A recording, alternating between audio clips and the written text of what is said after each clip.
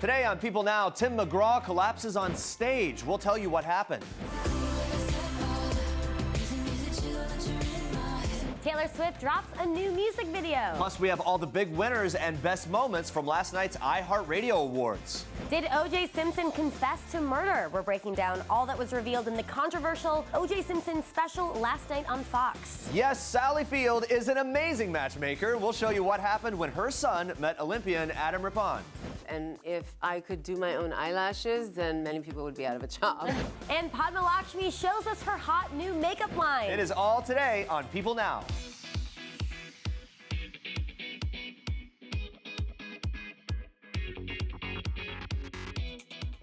All right, here we go. Happy Monday, everyone. Welcome to People Now. Who is Welcome. sleepy? Are I you am. feeling it I a little am. bit? Yeah, yesterday, of course, is daylight savings. We all lost that hour of sleep. Yes, we did, and which makes today National Napping Day. It's a real thing. A lot of people need to take a cat nap to make up for the lack of Z's. So we want to know all about your naps today. Do you take naps? Are you better or worse after a long nap? Give us all the details with the hashtag PeopleNow, @People. I take a nap almost every day. I know you do. I can't do it. 20 minutes.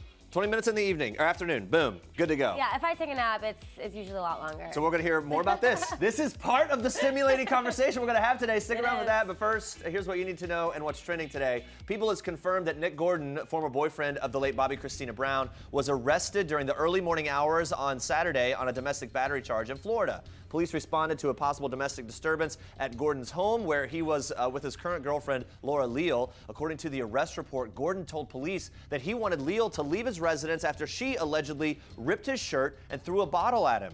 Gordon told authorities the alleged attack was unprovoked, though he stated they both had been drinking.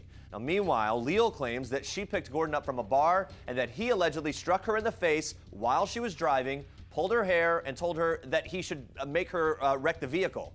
Leal refused to press charges against Gordon, but he was arrested for battery domestic violence based on her statement and facial injuries observed by responding police. In January 2015, Bobby Christina Brown was found unconscious and unresponsive in the bathtub of the Georgia townhouse that she shared with Gordon. She died in an Atlanta area hospice facility 7 months later.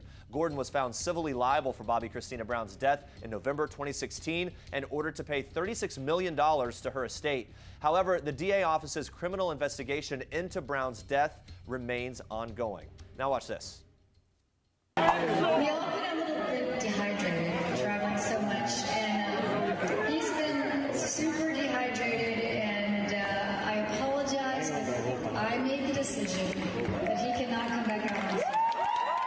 That is country music superstar Faith Hill updating fans after her husband and fellow artist Tim McGraw collapsed on stage Sunday night. The 50-year-old singer reportedly fell to his knees while performing his hit Humble and Kind. It was in Dublin, Ireland. According to one of his reps, here's the quote: Tim McGraw was suffering from dehydration in Dublin this evening at the C2C show. He was attended to by local medical staff on site and will be fine. He and Faith thank everyone for their love and support and look forward to seeing their Irish fans again very soon. McGraw and Hill were performing in the UK for the annual Country to Country Festival. The couple is currently preparing for another leg of their Soul to Soul World Tour, slated to begin May 31st in Richmond, Virginia.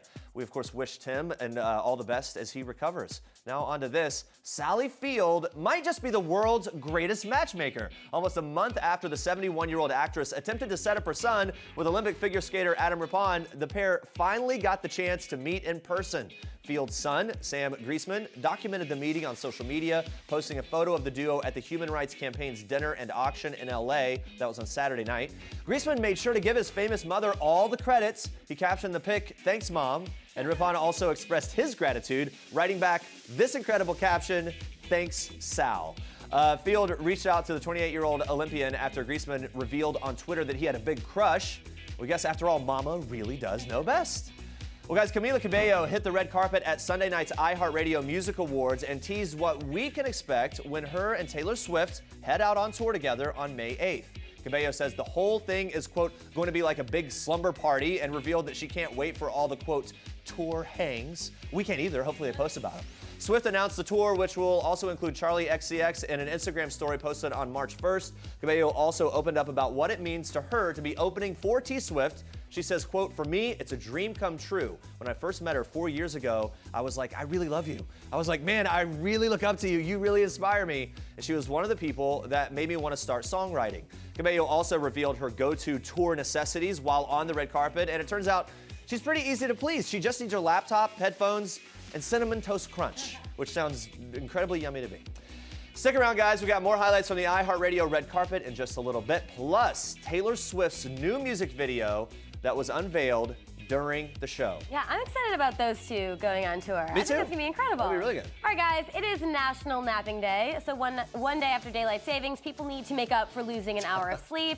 We're asking you guys where and when you like to nap. We want the details. Yeah, Victoria says, I nap usually at 4 p.m. for 20 minutes. That's So just like me. I can't nap for 20 minutes. If I nap, it's an hour, but then I wake up and I'm kind of depressed. I don't know. Twitter also has some great reactions to National Napping Day. We'll see if anyone else is depressed about this. Ashley says, actual photo of me at 1 p.m. today. Fully enjoying a nap. Yep. Will be found napping later today at work, still trying to find my 1 hour lost sleep. Boom. And just There you go. boom. And out. Honestly, there's sometimes in the afternoon that's me. Like, I Yeah. literally can't keep my eyes open. Happy National Napping Day. You know what? Puppies and little Puppies animals just do napping. it right. Look That's at where it's at. Oh, and I love when they move their little paws. Me during my lunch break. Perfect. I've tried napping at work before.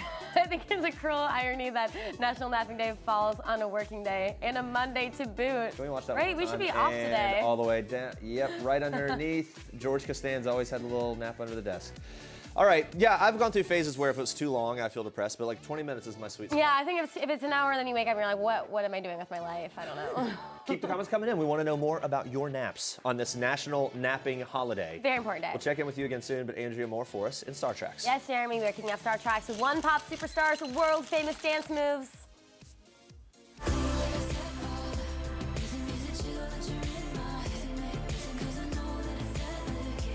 Taylor Swift is showing the world the old Taylor may not be dead after all. The 28-year-old singer showed off her signature moves in her new music video for Delicate. The video premiered Sunday night during the iHeartRadio Music Awards, where fans got to see the star dance her heart out all around downtown Los Angeles. The video, which was shot over 2 nights, features historic LA landmarks like the Los Angeles Theater and the Millennium Biltmore Hotel. At one point, Taylor passes by Joe's Deli, which we're guessing is a special nod to boyfriend Joe Alwyn, maybe. Wishful thinking. Other graffitis sprinkled throughout include Track 5 Reputation, Echoes of Your Footsteps, and It's Delicate. The love song is one of the most intimate tracks off Swift's record-breaking album Reputation, and fans have speculated it was written about the beginning of her romance with Alwyn. As if the night couldn't get any sweeter, the pop star won Female Artist of the Year at the award show, telling fans in a pre-recorded acceptance speech, "Hey guys, I just wanted to thank you so much for this award, and to the fans for everything you have done and always do and continue to do. You're the best." Well, we think you're the best, Taylor. First-time mom-to-be Khloé Kardashian pulled out all the stops to celebrate her new daughter with boyfriend Tristan Thompson. She threw an extravagant, all-pink everything baby shower sponsored by Amazon's baby registry and did not spare one detail in the process. Khloé had the Hotel Bel Air in Los Angeles decked out in pink balloons with matching pink flowers everywhere. A source called the scene a, quote, pink dream, and it definitely looks like a pink dream in these pictures. To match the flowers were life-size baby elephant topiaries nestled behind the large table, which was dressed with cute little giraffe and lion figurines for each guest. Adorable. And if that wasn't cute enough, Khloé had a custom pink neon sign spelling out Baby Thompson in the space as the perfect backdrop to take pictures behind. Well, all the Jenner women attended the baby shower and made sure to pose with the glowing new mom. They also coordinated with blush pink and tan colored outfits. Khloé called her sisters magical women and was super thrilled to be spending such a big moment in her life with all of them. She also shared the occasion with other guests, including Maria Menounos, Jordan Woods, Larsa Pippen, Kyle Richards, and more. Well, speaking of the Jenners, Kylie Jenner is officially, quote, back at it again, folks. The new mom posted a selfie of her in a sexy crop top and lace-up leather pants alongside matching bestie Jordan Woods while getting ready to hit the town. The pair threw on some puffer jackets and stepped out on Sunday to attend Tristan Thompson's 27th birthday party after previously celebrating Khloé Kardashian's all-pink baby shower. Look at them. Kylie met up with big sisters Kourtney, Kendall, and mom-to-be Khloé, and the foursome had to celebrate the moment. How else? With a mirror selfie, obviously. Kim is noticeably missing from the picture, but commented on the photo saying, quote, "Major FOMO." After laying low for a little while to focus on her pregnancy and recover after giving birth to daughter Stormi, it is clear that Kylie's putting us all on notice that she's still got it going on. Well, after her fun night out, Kylie spent Sunday in with her baby girl and opened up about motherhood during a live Twitter Q&A. The new mom chatted for nearly an hour and a half with curious fans who asked tons of burning questions about how her pregnancy went and how she's enjoying motherhood with 1-month-old Stormi. One fan asked what the best and worst part of being pregnant was. Kylie revealed, quote, "There really was no worst part. Probably not being able to eat sushi, LOL. I had such a perfect experience." Wow, I hope it is perfect for all the other moms. One fan asked Kylie what she thought she was having before knowing the baby's gender, and Kylie revealed that just like Khloé, she and boyfriend Travis Scott thought they were gonna have a baby boy. And when one fan asked Kylie if she was scared of giving birth, Kylie gave an empowering statement saying, quote, "I wasn't afraid and you shouldn't be either. We were made for this. You go, girl." Kylie also revealed that her biggest pregnancy craving was actually not In-N-Out burgers like we saw in her birth announcement video, but Eggo waffles. She also confirmed that Travis Scott is the best dad ever, and that Stormi and big cousin Chicago West are already BFFs. Good to hear that. Those are your Star Tracks for today. The Eggo waffles. I know, who knew? I know, now we all know. Stay with us, we're breaking down Fox's 2006 unearthed interview with O.J. Simpson that has everyone talking today. Plus, Padma Lakshmi reveals her MAC makeup collaboration, and we have all the details about that. Yeah, all right, guys. The iHeartRadio Music Awards were broadcast live on Sunday night, celebrating the most popular artists and biggest hits over the past year. It's all determined by listeners who are tuning into iHeartMedia's radio stations nationwide. Yeah, all eyes were on the red carpet as some of our favorite celebs arrived. That includes Charlie Puth, who revealed some big news during his red carpet interviews. He will perform at the March for Our Lives in Washington, D.C. on March 24th. Yeah, and he shared the emotional moment he found out about it. I was at dinner with my manager, and he got this email and he started crying, and then I kind of knew what it was without him saying it, and I'm like, what? He's like, they've asked for you, personally you, to go perform in March for Our Lives for honoring all those children and kids in Florida, and whew, I don't want to ruin my delicately put on makeup right now, but I really am going to do that justice, and thank you everyone who asked me to do that. He seems genuinely touched to be asked to do And that, we were just talking about this before. We love him. Yeah, right. He's really growing on everybody. He's kind of grown into his whole image or something. And I From like the that- day one, Charlie Puth, he's a different guy and I now. like that he has an emotional side and he talks about it. I think it's really sweet. Yeah, all right, let's move on to this. Legendary rock band Bon Jovi was honored on Sunday with the first ever iHeartRadio Icon Award, celebrating their 35-year career. Yeah, frontman John Bon Jovi thanked the fans and revealed the key to becoming a true icon during his acceptance speech. It's staying true to who you are. There you go. He should know Bon Jovi's still going strong. They have a new album, 2 new singles, a new tour starting this month. They're going to be inducted into the Rock and Roll Hall of Fame in April. So a few things going on. Yeah, just a few. On the red carpet before the big show, John explained what these honors meant to him and the band. You know, it's very nice. I mean, we're lucky enough that there's so much of our catalog is still played on the radio, and we're making new records and #1 this week, you know? So it's nice that people still love the music all these decades later. The iHeartRadio Music Award show went on amid reports that the company is preparing to file for bankruptcy to erase what has been reported as over $15 billion of debt. That'll put a little damper on That's a things. lot, yeah. You think some of the celebs that hit the red carpet reacted to that news. You hear about their bankruptcy? I did hear a little bit about it, just a little bit about it. I know, right? Hurt my heart a little bit. Hurt my heart a little bit, yeah. But you know, it's reason and season. It's all good. What can we do to help? Oh my God. That's a lot of money. That was my reaction. I wouldn't know how to deal with that stress or how to navigate all of that, but somebody's qualified. Look, they're one of the biggest companies in the world, one of the most amazing companies for streaming, for content, and they've been so good to me and to every artist in existence that I know we all want to support them and hope they can figure it out. Got a lot of big companies and radio stations all across the country are part of this, so you hope that they find a way to work it all out. I mean, that's a lot of money. It's a lot. That's it is kind of incredible. sad too because they do so much for artists. Yeah, so we'll see. Maybe artists will come together and kind of raise awareness and push for them to I hope so. get through this somehow. Anyway, let's move on to this. As things got heated, I just remember Nicole fell and hurt herself. And this guy kind of got into a karate thing. And I said, well, you think you can kick my ass? And I remember I grabbed a knife. I do remember that portion, taking a knife from Charlie. And to be honest, after that, I don't remember. Except I'm standing there and there's all kind of stuff around and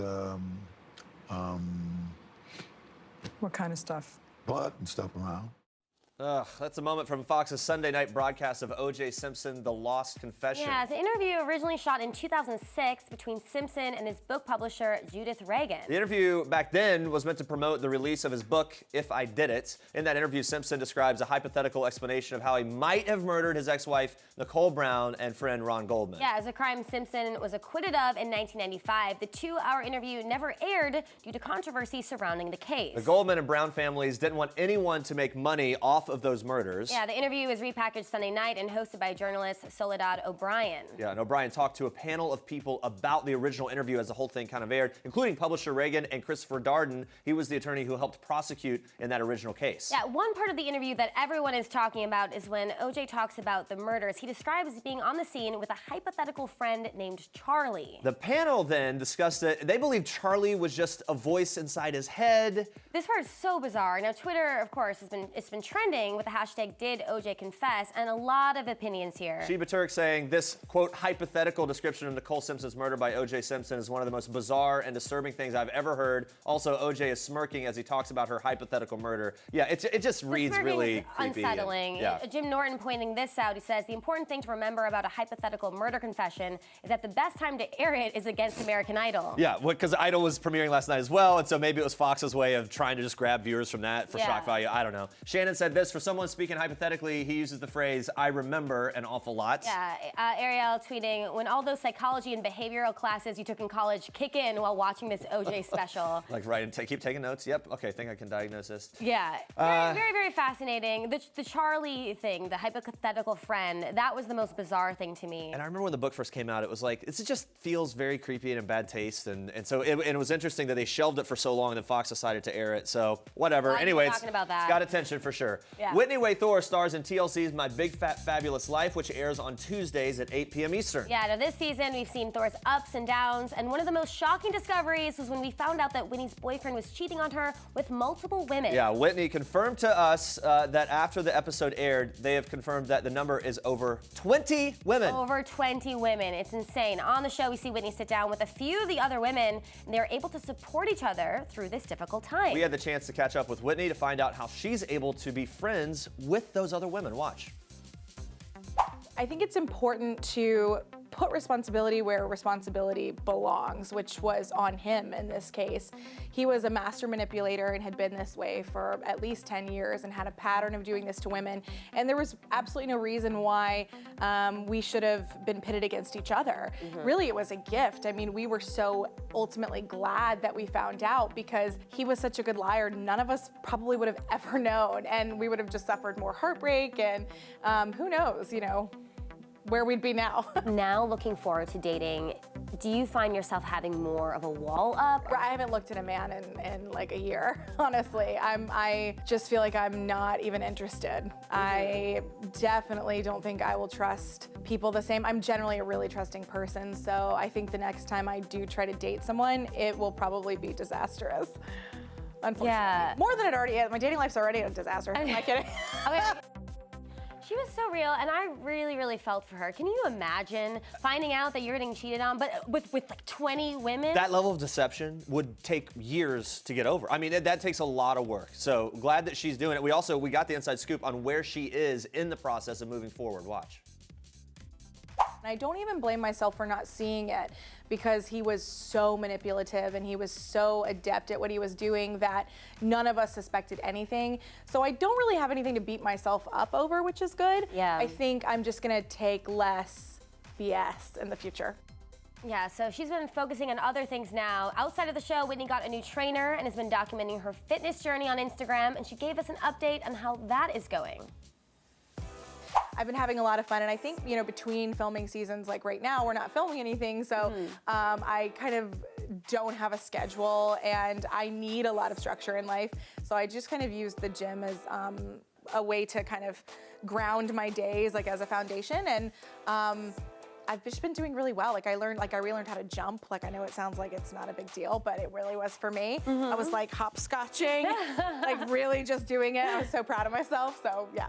You know what? She's so motivated. It's really inspiring to see how hard she's working on it. I know, she's lifting some heavy weights there. Whitney also told us her best piece of advice for those struggling to take the first step to get back into the gym.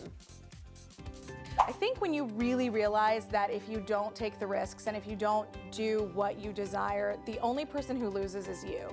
I mean, yes, there will be critics. Yes, there will be people who talk, you know, smack and whatever. But at the end of the day, you're the one who missed that possibility.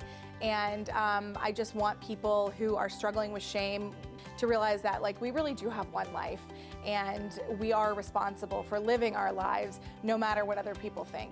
I hate to see people waste their time, because I feel like I wasted a lot of mine. Well, guys, we all know Padma Lakshmi as the host of Top Chef, and she's also a model, an author, an actress. An outspoken advocate for women's rights, a mom, and now she's partnered with MAC Cosmetics on a really special collection of makeup. And she's opening up about the very personal inspiration behind the whole collection. And why it was so important to her to get these products made.